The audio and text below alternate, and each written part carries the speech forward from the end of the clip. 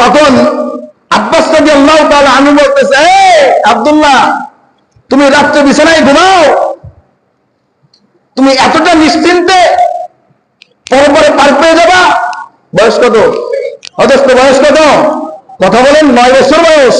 আব্বাস রাদিয়াল্লাহু তাআলা আনহু তার সন্তান আব্দুল্লাহকে বলতেছে, আব্দুল্লাহ, তুমি নিশ্চিন্তায় ঘুমাও।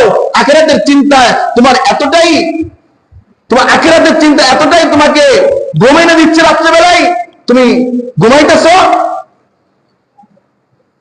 যাও ঘুম থেকে উঠে যাও, নবী ঘুমাইতেছে, নবীর ঘর পাহারা দাও, আর না হয় দেখো নবী ইবাদত করতেছে, নবীর খেদমতে চলে যাও। বলে সুবহানাল্লাহ। আমাদের ছেলেমেয়েরা তো ইউনিভার্সিটিতে পড়ে, কলেজে পড়ে, একটা অন্যায় করছে, এমন অন্যায় মার্জনীয় নয়, সালিশ বিচার বসছে, বাবা এসে সন্তানের পক্ষে সাপোর্ট গায় আর বলে, ছোট সন্তান, ছোট ছেলেমেয়ে বোঝে নেই, এই লেখাপড়া করে, এখন স্টুডেন্ট, এ বোঝে নেই। অথচ আজকে থেকে যদি 4 বছর আগে বিয়ে দিতেন, তো প্রতি বছর একটা করে বাচ্চা হইতো। এখন আপনার ছেলে ছোট অবস্থ, আর ইবনে আব্বাস রাদিয়াল্লাহু তাআলা আনহু তার ছেলে আব্দুল্লাহকে 9 বছর বয়সে বলতেছে, তুমি আখিরাতের চিন্তা নিয়ে মাথায় কিভাবে ঘুরাও? যাও রাসূলের দরবারে, যাও রাসূলের খেদমতে নিজেকে সফল করে দাও। এটা হচ্ছে আব্দুল্লাহ ইবনে আব্বাস।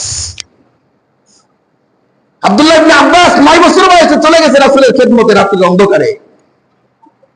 দেখে রাসূল ঘুমাইতেছে, আব্দুল্লাহ ইবনে আব্বাস ঘুমায় না দোস্ত, রাসূলের দরজায় দাঁড়ায় আছে, 1 লোটা পানি প্রস্তুত করে নিয়ে দাঁড়ায় আছে। রাসূল সাল্লাল্লাহু আলাইহি ওয়াসাল্লাম কিছু সংখ্যক ঘুমাইছেন, ঘুমায় উঠছেন। কিসের জন্য উঠছেন? দোস্ত, রাতের অন্ধকারে কি জন্য ওঠে জানেন না আপনারা?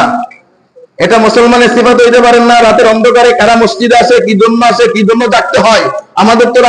আমাদের তো বেলা 8টা 10টায় সকাল হয়, ঠিক কি না বলেন? বেলা 8টা 10টায় আমাদের সকাল হয় না। এটা মুসলমানের সিফাত না দোস্ত, এটা মুসলমানের সিফাত হতে পারে না। আজানের পরে যে ঘুমায় থাকে, আল্লাহ রাসূল বলে, বাইনাল কাফিরি ওয়াল মুমিনি আল ফারকু আস-সালাহ।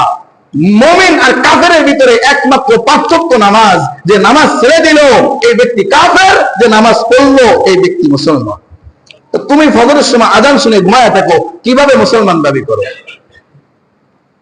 আব্দুল্লাহ ইবনে আব্বাস রাদিয়াল্লাহু তাআলা আনহু 1 লোটা পানি নিয়ে রাসূলের দরবারে বসে আছে।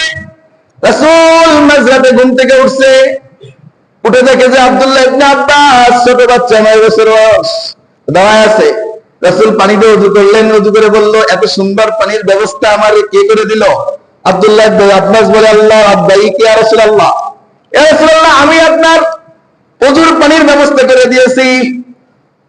আল্লাহ রাসূল ডাকতে বলে, আয় আব্দুল্লাহ, আমার বুকে আয়। ওই মঞ্চতে কেউ দেখে না দোস্ত, কেউ দেখে না। রাসূল আব্দুল্লাহকে বুকের সাথে জড়ায় নিয়ে আল্লাহর কাছে দোয়া করতেছে, আল্লাহুম্মা ফাক্কিহু ফিদ্দীন। আয় আল্লাহ, তুমি আব্দুল্লাহকে দ্বীনের জন্য কবুল করো। বলে সুবহানাল্লাহ। আয় আল্লাহ, আল্লাহুম্মা ফাক্কিহু ফিদ্দীন ওয়া আল্লিমহুল কিতাবা ওয়াল হিকমাহ। আয় আল্লাহ, তুমি এই আব্দুল্লাহকে দ্বীনের জন্য কবুল করে নাও, তোমার কিতাবের ইলম দান করিয়া দাও, হিকমত দান করিয়া দাও। আল্লাহর দোয়া সঙ্গে সঙ্গে, আল্লাহ রাসূলের দোয়া আল্লাহ তাআলার দরবারে সঙ্গে সঙ্গে মঞ্জুর হয়ে গেছে। বলেন সুবহানাল্লাহ। সাহাবায়ে কেরামদের ভিতরে আল্লাহর রাসূলের পরে আল্লাহ রাসূল যে বুক দিয়ে চাপ দিলেন আব্দুল্লাহ ইবনে আব্বাসকে, 9 বছর বয়স শিশু বাচ্চাকে, আল্লাহ রাসূলের সিনা থেকে কোরআনের ইলমটা কপি হয়ে আব্দুল্লাহর ভিতরে ঢুকে গেছে। সুবহানাল্লাহ বলতেন না? পুরো কোরআনটা কপি হয়ে আব্দুল্লাহর ভিতরে ঢুকে গেছে। বয়স কত? 9 বছর। এই আব্দুল্লাহ ইবনে আব্বাস সাহাবায়ে কেরামদের ভিতরে সবথেকে কোরআন বুঝনেওয়ালা, যাকে রাইসুল মুফাসসিরিন বলা হয়, সবথেকে বিজ্ঞ আলেম, কোরআন সম্পর্কে সবথেকে যার বেশি জ্ঞান, এই ব্যক্তির নাম ওই 9 বছরের শিশু আব্দুল্লাহ ইবনে আব্বাস। সুবহানাল্লাহ। এইটা হচ্ছে আব্দুল্লাহ ইবনে আব্বাসের পরিচয়। আরো অনেক আছে দোস্ত। এই আব্দুল্লাহ ইবনে আব্বাস থেকে একটা riwayat আনে ইমামে বাইহাকি রাহমাতুল্লাহ আলাইহি, তার বাইহাকি শরীফের ভিতরে শুআবুল ঈমানের ভিতরে একটা ঘটনাকে উল্লেখ করেছেন। আব্দুল্লাহ ইবনে আব্বাস রাদিয়াল্লাহু তাআলা আনহু বলেন, আমাদের জামানার কিছু পূর্বে একটা জামানা ছিল, যে জামানায় একটা বাদশা ছিল। কি ছিল? একটা বাচ্চা দেখবেন, অনেক জামানার অনেক রাজা বাচ্চারা ক্ষমতা হাতে পাইলে নিজেদেরকে অনেক বড় হনুমনে করতো, ঠিক কিনা বলেন? মানুষের পরে জুলুম, অত্যাচার, নির্যাতন করা শুরু করতো। তো ওই বাদশা অনেক আল্লাহওয়ালা মানুষ ছিল, আল্লাহওয়ালা মানুষ ছিল। ওই বাদশা পাখি শিকারে যাইতো মাঝে মাঝে, পাখি শিকার করতে অনেক মজা লাগে। একদিন বাদশা পাখি শিকারে বের হয়েছেন, জঙ্গলের ভিতরে পাখি শিকার করতে করতে সন্ধ্যা নেমে আসছে। ঘরে ফেরার কথা আর মনে নেই, খেয়াল নেই, কিন্তু ওই সময় ঘরে ফিরেও আসা সম্ভব না। সে খুঁজতেছে কোথায় আশ্রয় নেওয়া যায়, কোথায় কার বাসায় যে রাত্রিটা যাপন করা যায়, রাত্রি যাপন করে সকালবেলা আমি আমার গন্তব্যে ফিরে যাব। খুঁজতে খুঁজতে দেখে যে জঙ্গলের পাশে একটা রাখালের বাসা দেখা যায়। এই রাখালের বাসায় গেছে মেহমান হয়ে। রাখাল করে বড় বেজায় খুশি। রাখাল সারাদিন গাভী চড়াই জঙ্গলে, খেতে খামারে গাভী ছাগল চড়াইয়া বাসায় ফিরে আসে। সন্ধ্যার সময় ফিরে আসছে, গরুগুলা নিয়ে গাভীগুলা নিয়ে বাসায় ফিরে আসছে। ওই বাচ্চা বলতেছে আমার অনেক ক্ষুধা। বাচ্চা নিজের আত্মগোপন করছে, নিজের পরিচয় গোপন করছে। কারণ এই কারণেই গোপন করছে, যদি শুনে আমি এই রাজ্যের বাদশা, আমি এই রাজ্যের শাসক, তাহলে সে পাগল পারা হয়ে যাবে। কিভাবে আমার খেদমত করবে, কি করবে কি না করবে, আওড়ায় ঝাওড়া ফেলবে। এই জন্য নিজের পরিচয় গোপন করে বলছে আমি একজন শিকারী মানুষ, আমি শিকার করতে করতে ক্লান্ত হয়ে পড়েছি, আমার এখন বাসায় পৌঁছানো সম্ভব না। রাখাল তোমার বাসায় রাত্রিটা যাপন করার ব্যবস্থা করে দাও, কিছু খাবারের ব্যবস্থা করে দাও। বাচ্চাকে বসতে দিলেন। গাভী থেকে একটা গাভী নিয়ে এসে বাচ্চার সামনে দুগ্ধ দহন করা শুরু করলেন। বাচ্চা দুধ দহন করা দেখে বাচ্চার চোখ ছানা বড় হয়ে গেছে। দেখে যে একটা গরু থেকে, একটা গাভী থেকে 30টা গরু সমপরিমাণ দুধ দহন করলো। সুবহানাল্লাহ। কি করছে? 30টা গরুতে যে দুধ দেয়, একটা গাভীতে বাচ্চার সামনে ওই রাখালে দুধ দহন করলো। 30টা গাভীর দুধ এক গাভীতেই দিছে। ওখান থেকে বাচ্চাকে কিছু মেহমানদারি করছে, বাচ্চাকে আপ্যায়নের জন্য কিছু দুধ দিছে। বাচ্চা দুধ খেয়ে রাত্রি যাপন করে সকালবেলা চলে গেছে। রাজপ্রাসাদে যখন যাইতেছে, মনের ভিতরে একটা জল্পনা কল্পনা শুরু হয়েছে, হাই আমি এলাকার বাদশা হয়ে, আমি এই রাজ্যের শাসক হয়েও আমার এমন একটা গাভী নাই। ওই রাখাল হয়ে এত সুন্দর গাভী কই পাইল? একটা গাভীতে 30টা গাভীর দুধ দেয়। ওই গাভীটা যদি আমার হইতো কতই না ভালো হইতো। আসেনি এমন চিন্তা করার মানুষ আমাদের দুনিয়ায়? ওই জমিনটা আমার পাশের জমিন, কি যে সুন্দর ফসল হয়, আর ওই জমিটার দাম যে কত দাম। কোন কায়দা একটু চলে বলে কলে কৌশলে জাল দলিল করে একটু ঠকায়া, তার লাঠি নাই, ক্ষমতা নাই, চেয়ার নাই, পাওয়ার নাই, এটা মানে কোন পদক্ষেপ নিলেই আমি জয়ী, জমিটা আমার, ক্ষেতটা আমার হয়ে যাবে। আসেনি এমন লোক? এই তো বলেন না কেন? আছে। ওই বাচ্চা এই মনে কল্পনা জল্পনা নিয়ে পরের দিন আবারও পাখি শিকারে আসছে। আবারও বাহানা করে ওই রাখালের বাসায় দ্বিতীয় দিন আবার মেহমান হয়েছে। রাখাল অন্য দিনের নেই, আবার গরুগুলা গাভীগুলা এনে ওই গাভীটাকেই সামনে আনছে। সামনে এনে দুগ্ধ দহন করে। কিন্তু মাশাআল্লাহ, আল্লাহর কি লীলা দোস্ত, যখন দুগ্ধ দহন করে তখন দেখে যে ওই গাভী থেকে, একটা গাভীতে যে দুধ দেয় এই পরিমাণ দুধ আর হইল না। বাচ্চা আশ্চর্য হয়ে গেছে। বাচ্চা ডাকতে বলে, রাখাল গতদিন না তুমি যে গাভী থেকে দুধ দোয়াইলা, এটা সেই গাভী? বলে হ্যাঁ, এটা সেই গাভী।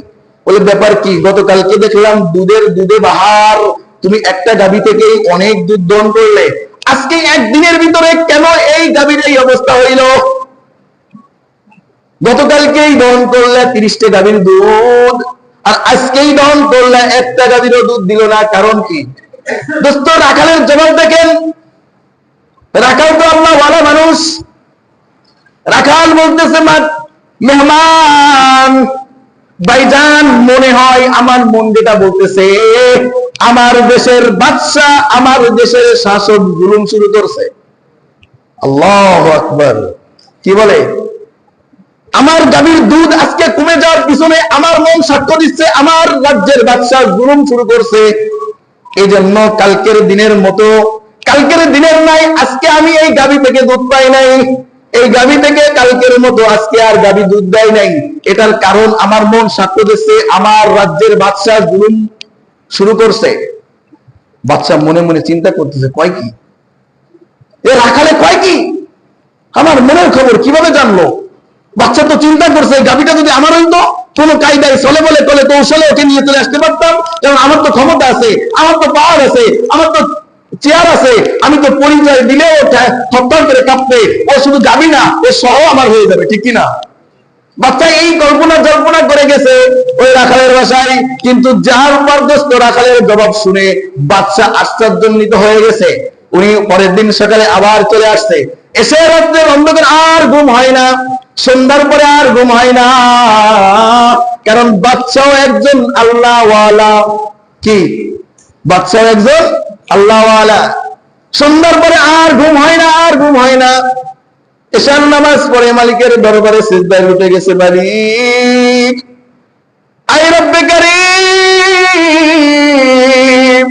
আমি তো জুলুম করি নাই, আমি কারোর হক মেরে খাই নাই। কে বলতেছে?